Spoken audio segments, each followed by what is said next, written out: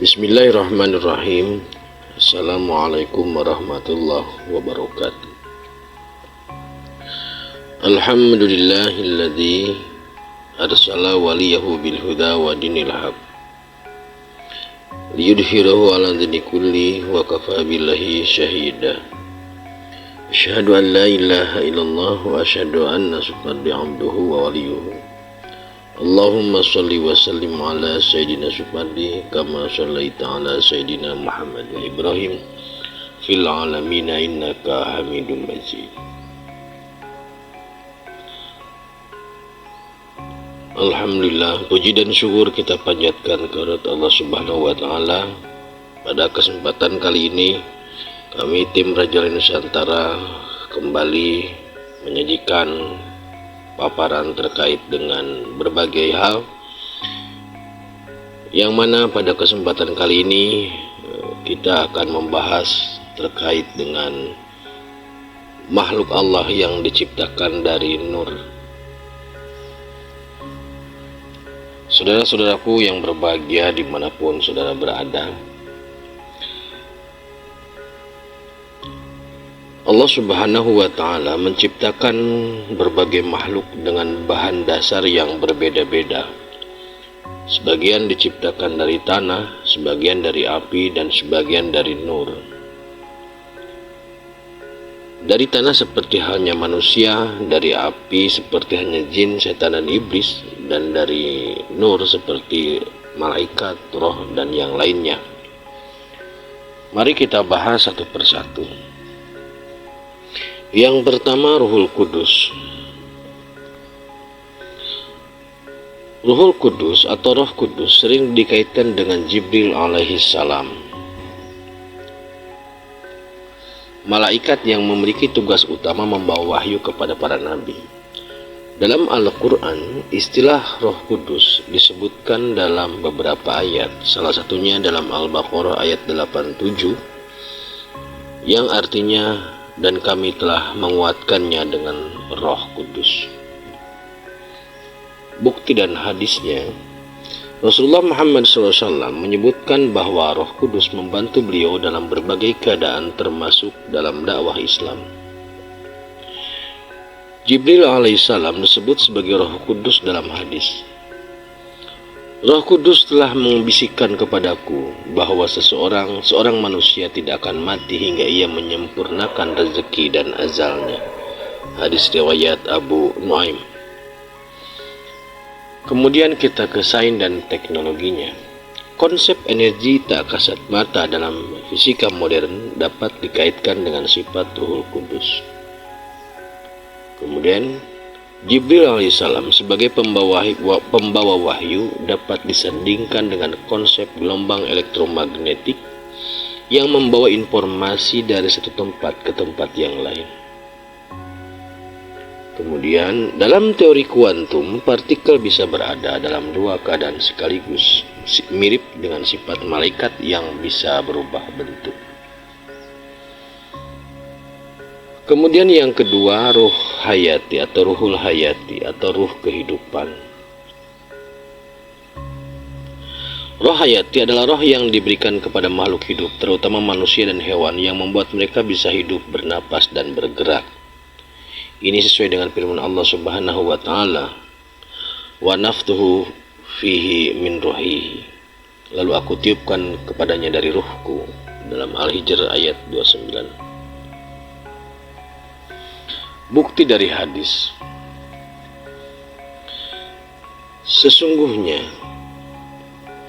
salah seorang dari kalian dikumpulkan penciptanya dalam perut ibunya selama 40 hari sebagai nutfah, lalu menjadi alaqah dalam 40 hari, kemudian menjadi mudghah selama 40 hari, kemudian diutuslah malaikat untuk meniupkan roh ke dalamnya.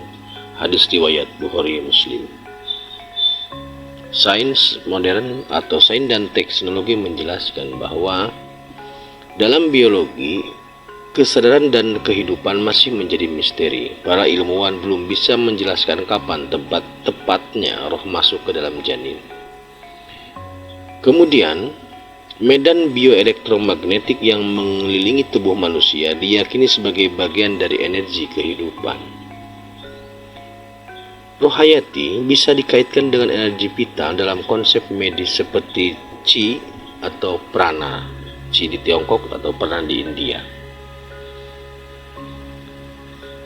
Yang nomor 3 setelah ruhul hayati adalah malaikat. Jadi yang diciptakan Allah dari nur itu yang pertama adalah Ruhul Kudus, yang kedua ruh hayati, dan sekarang kita bahas malaikat. Malaikat adalah makhluk Allah yang diciptakan dari cahaya dan memiliki tugas tertentu dalam menjalankan kehendak Allah. Sebagaimana yang diriwayatkan oleh Muslim bahwasanya malaikat diciptakan dari cahaya. Khuliqatul malaikati min nur. Bukti dari Al-Quran. Malaikat memiliki kecepatan tinggi sebagaimana dalam ayat Al-Quran surat Al-Ma'arij ayat 4, yang artinya malaikat dan roh naik kepadanya dalam sehari yang kadarnya 50.000 tahun. Kemudian malaikat bisa berubah wujud seperti saat Jibril datang kepada Maryam dalam bentuk manusia di Quran surah Maryam ayat 17. Kita ke sains dan teknologinya, tinjauan sains dan teknologinya. Malaikat sering dikaitkan dengan gelombang cahaya atau partikel tak terlihat. Mereka memiliki kecepatan tinggi yang bisa dikaitkan dengan teori relativitas Einstein. Konsep partikel kuantum yang bisa ada di beberapa tempat sekaligus juga relevan dengan cara malaikat bekerja.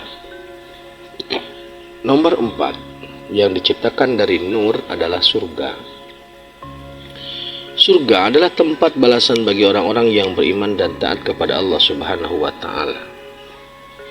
Surga juga diciptakan dari cahaya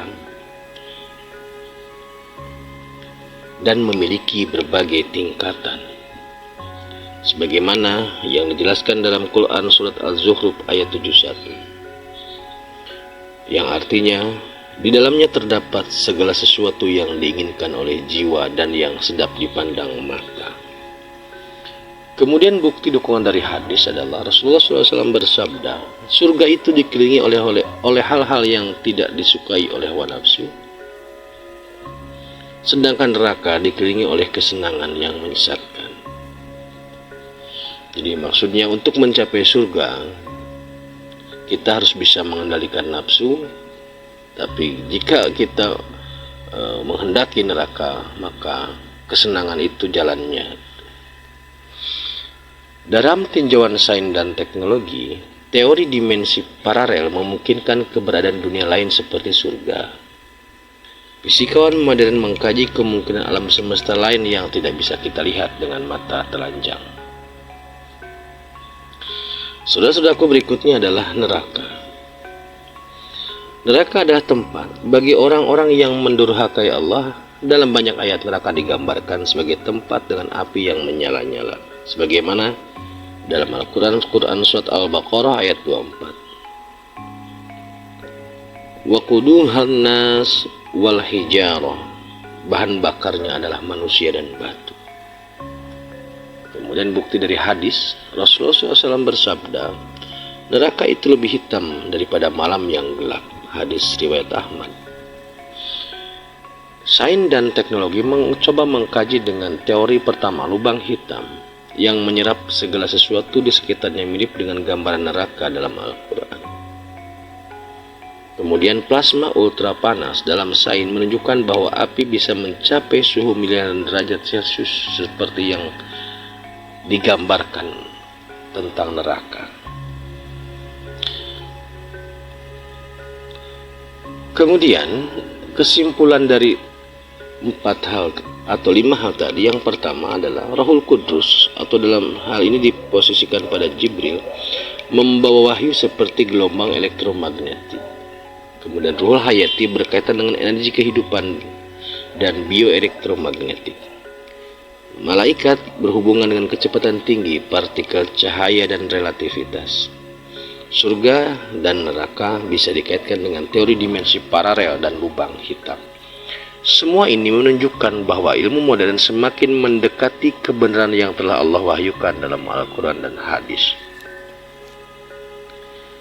Selanjutnya kita akan membahas dalam dimensi implikasinya dalam kehidupan kita sehari-hari.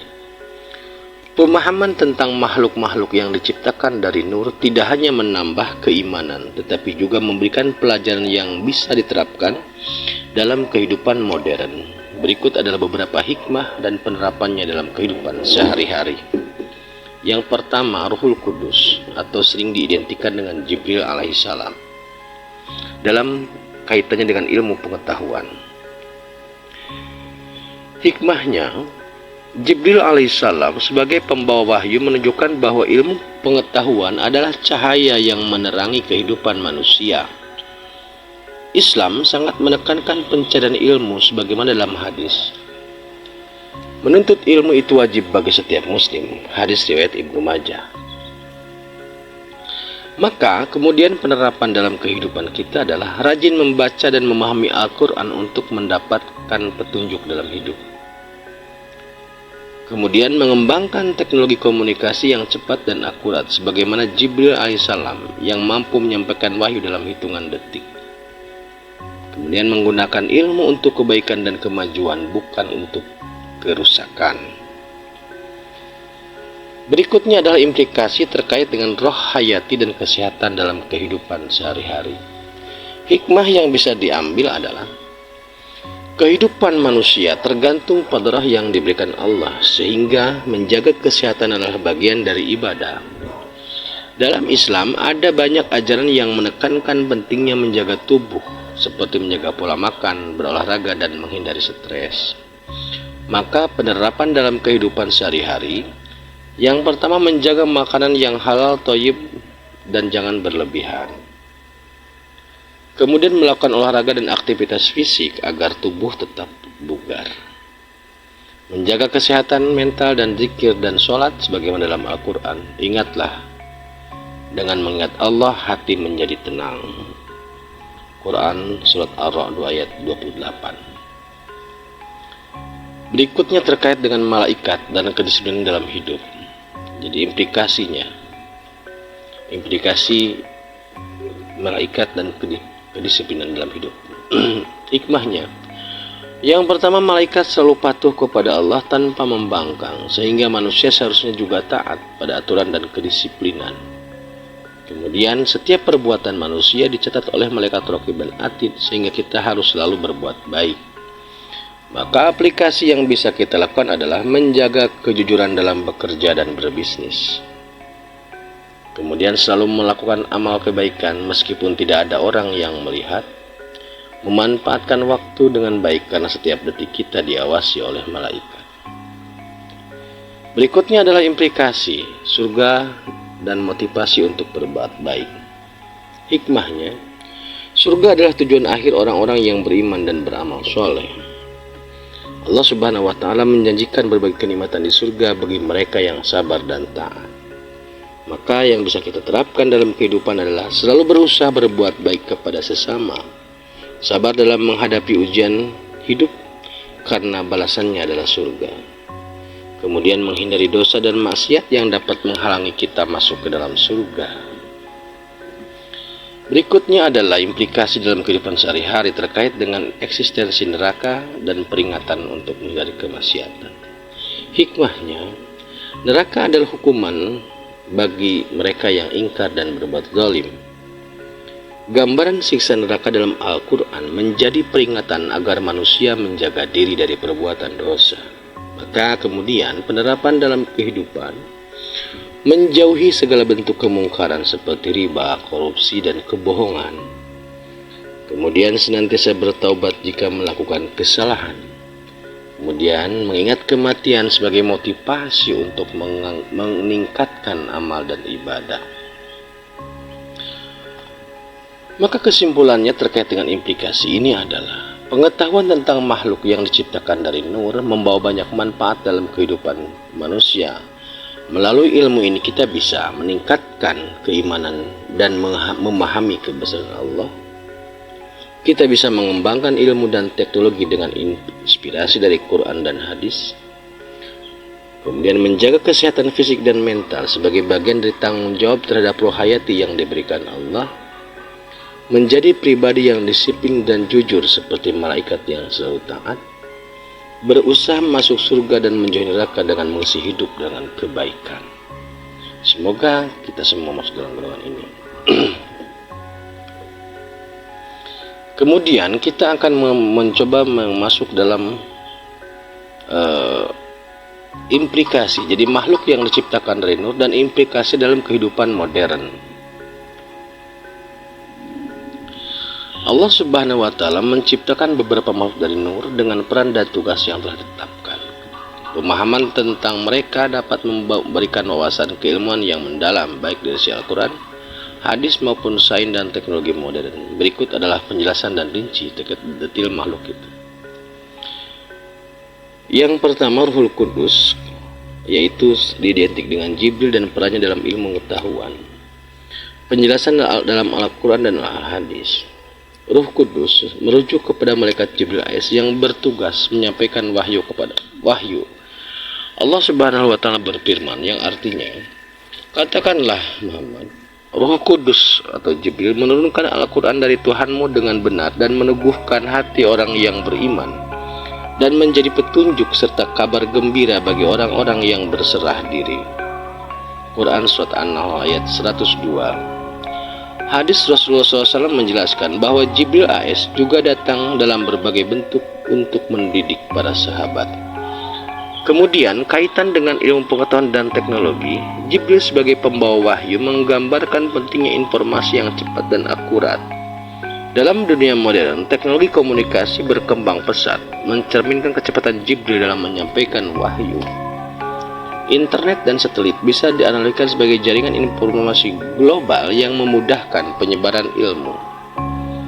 Nah, implementasi dalam kehidupannya menjaga keakuratan informasi, menghindari hoak, menggunakan teknologi untuk menyebarkan kebaikan seperti dakwah online, menuntut ilmu sebagai bentuk ibadah karena ilmu adalah cahaya. Rohayati, hubungan dengan kesehatan dan kehidupan. Kita tinjaunya kehidupan modernnya. Penjelasan dalam Al-Quran dan hadis. Rohayati adalah unsur yang menghidupkan makhluk termasuk manusia dan hewan. Allah Subhanahu wa Ta'ala berfirman, kemudian dia menyempurnakan kejadian dan meniupkan ke dalamnya ruh ciptaannya atau ruhnya.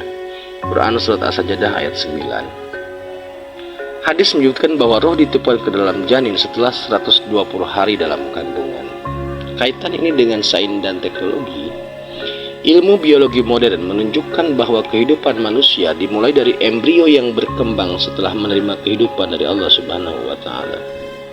Para ilmuwan menemukan bahwa sel-sel hidup menjadi energi bioelektrik, mirip dengan konsep roh sebagai sumber kehidupan.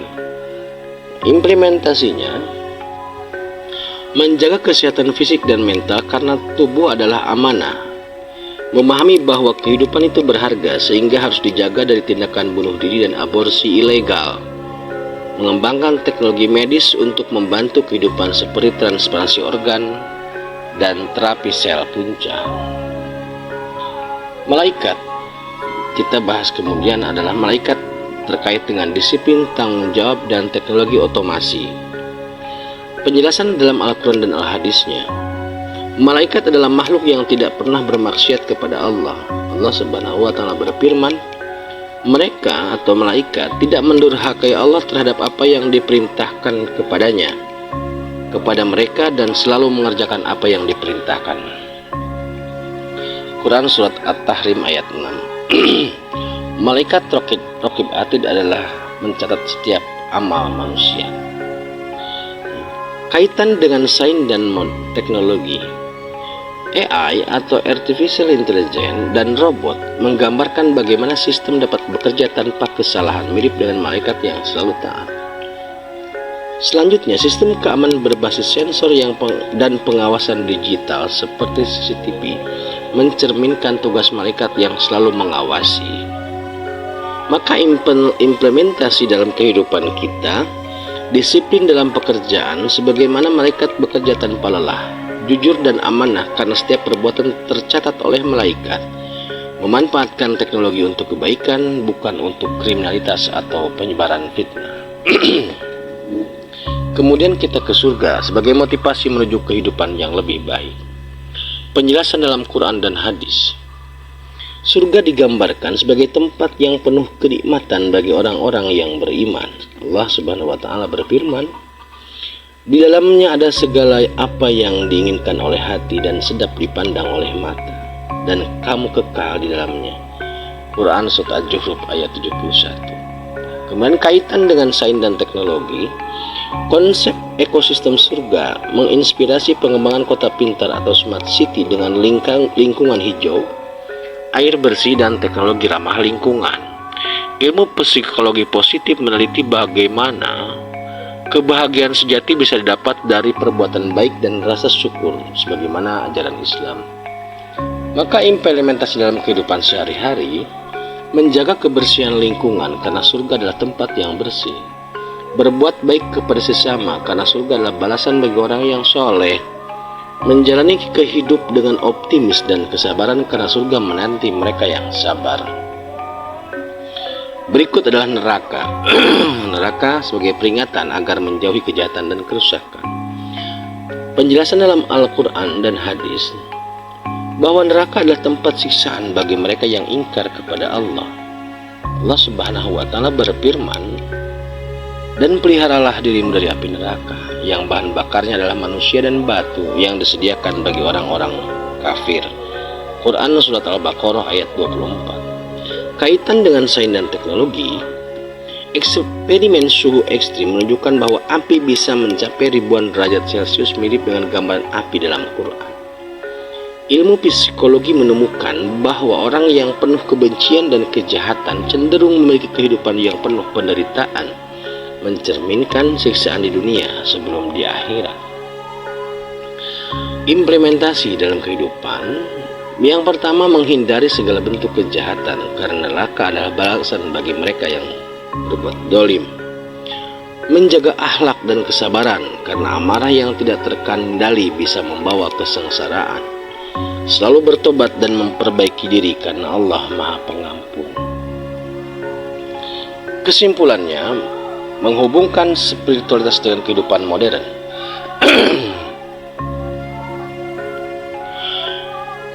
Yang pertama, kembali bahwa Ruhul Kudus mengajarkan pentingnya ilmu dan komunikasi yang benar. Ruhul Hayati mengajarkan pentingnya kesehatan dan nilai kehidupan.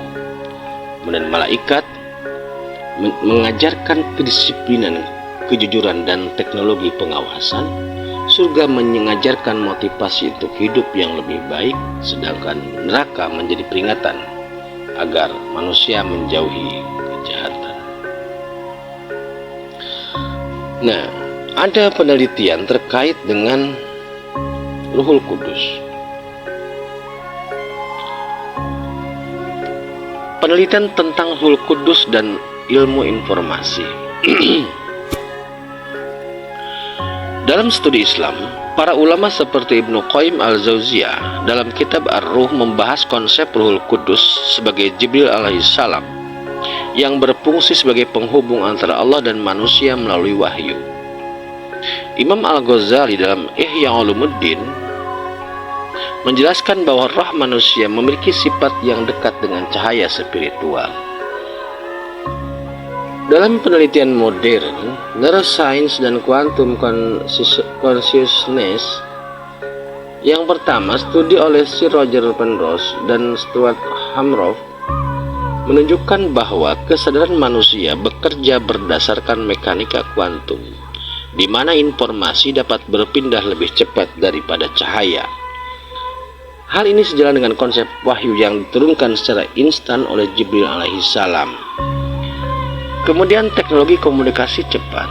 Penelitian tentang 5G atau 5G, 6G, dan kecepatan informasi menunjukkan bahwa komunikasi global semakin mendekati konsep Jibril sebagai pembawa informasi ilahi dengan kecepatan yang luar biasa.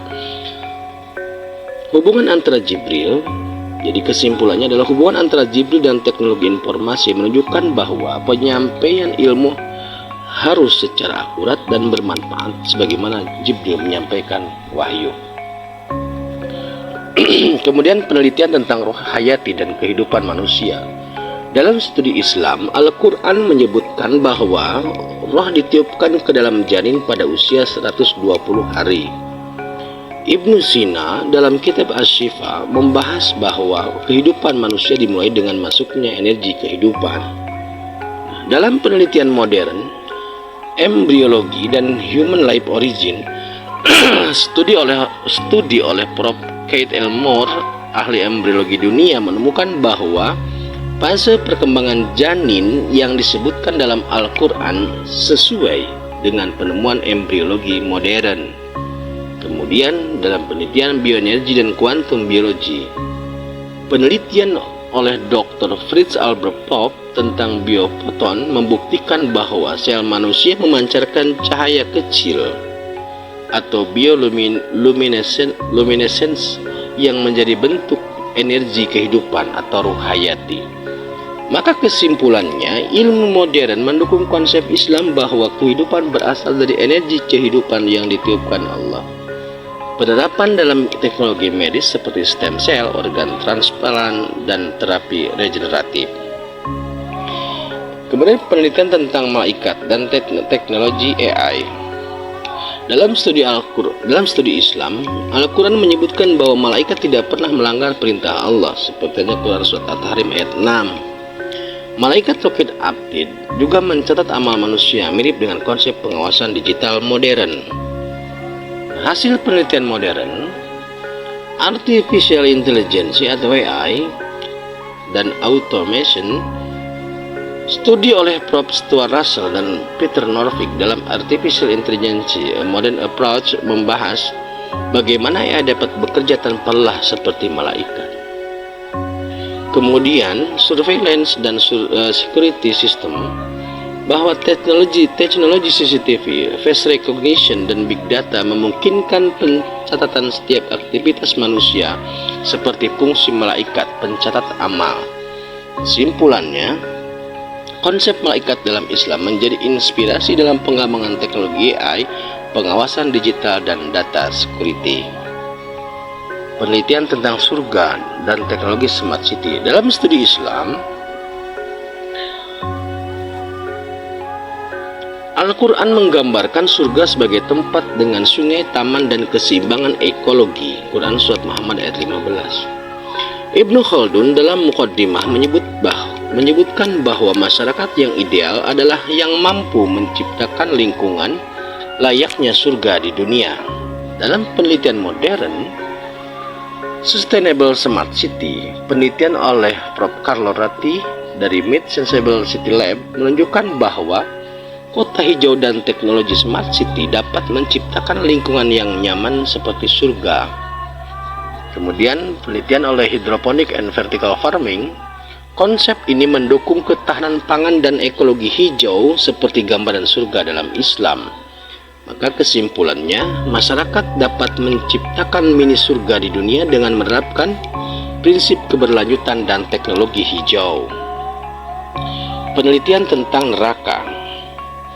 Dalam studi Islam, neraka digambarkan dengan panas ekstrim dan penderitaan psikologis. Quran Surat Al-Mulk ayat 6. Hadis menyebutkan bahwa orang yang penuh kebencian dan iri hati akan mendapatkan penderitaan batin.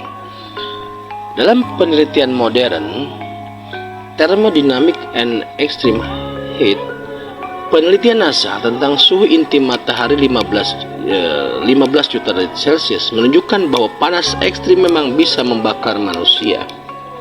Yang kedua, dari Psychological Effect of Evil and Crime, studi oleh Dr. Philip Zimbardo dalam The Lucifer Effect menunjukkan bahwa kejahatan membawa penderitaan psikologis sama seperti gambaran siksaan neraka.